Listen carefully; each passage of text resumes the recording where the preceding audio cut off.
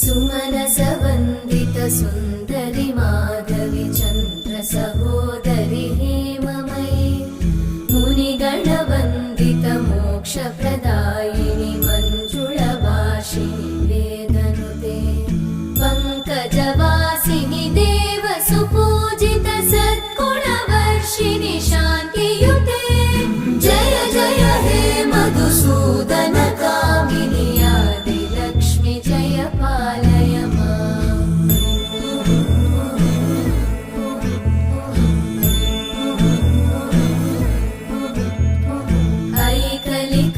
ऐकलिकल्मषनाशिनि कामिनि वै